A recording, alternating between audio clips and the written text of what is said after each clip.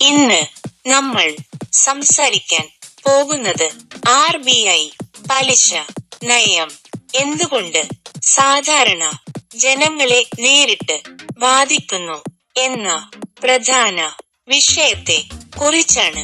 നമ്മുടെ പണം ബാങ്കിൽ നിക്ഷേപിച്ചാൽ കിട്ടുന്ന പലിശ കുറഞ്ഞാൽ എന്ത് സംഭവിക്കും?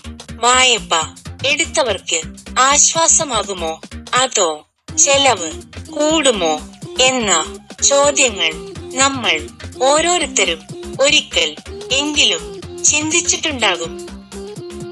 RBI പലിശ കുറയ്ക്കുമ്പോൾ ബാങ്കുകൾ വായ്പ പലിശ കുറയ്ക്കാൻ നിർബന്ധിതരാകുന്നു. അതിലൂടെ ഹോം ലോൺ, വാഹന ലോൺ, വിദ്യാഭ്യാസ ലോൺ തുടങ്ങിയ വായ്പകൾ എളുപ്പമാകുന്നു. ആളുകൾ കൂടുതൽ പണം ചെലവഴിക്കാൻ തയ്യാറാകുന്നു. വിപണിയിൽ പണം ചലിക്കുന്നു. വ്യാപാരങ്ങൾ സജീവമാകുന്നു. തൊഴിൽ അവസരങ്ങൾ വർദ്ധിക്കുന്നു.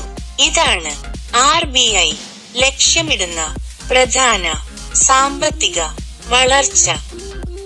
പക്ഷേ ഇതിന്റെ മറുവശം കൂടി നമ്മൾ മനസ്സിലാക്കണം. സ്ഥിര നിക്ഷേപം ചെയ്ത ആളുകൾക്ക് പലിശ വരുമാനം കുറയും. പെൻഷൻ ആശ്രയിക്കുന്ന കുടുംബങ്ങൾ കൂടുതൽ ശ്രദ്ധിക്കണം.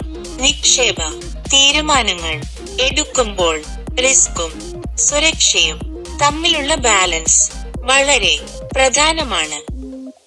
ഇവിടെ നമ്മൾ ഒരുപാട് പേർ ചെയ്യുന്ന തെറ്റ് എന്തെന്നാൽ RBI തീരുമാനം വാർത്തയായി കണ്ടു ഉടനെ പണം എവിടെ വേണമെങ്കിലും നിക്ഷേപിക്കുക എന്നതാണ്.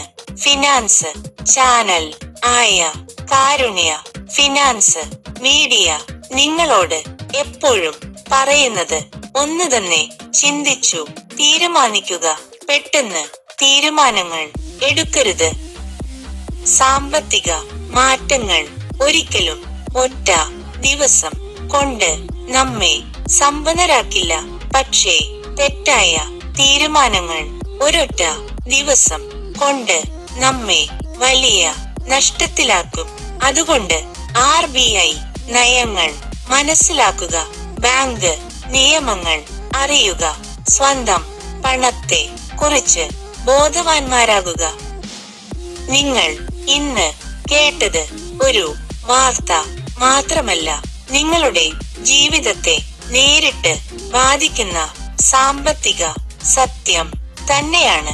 ഇതുപോലുള്ള ഫിനാൻസ് അറിവുകൾ നിങ്ങളെ ചിന്തിപ്പിക്കുന്നുണ്ടെങ്കിൽ ഈ ചാനൽ ഫോളോ ചെയ്യുക. കാരണം കാരുണ്യ ഫിനാൻസ് മീഡിയ നിങ്ങളെ പണം ചിന്തിക്കാൻ പഠിപ്പിക്കുന്ന ചാനലാണ്.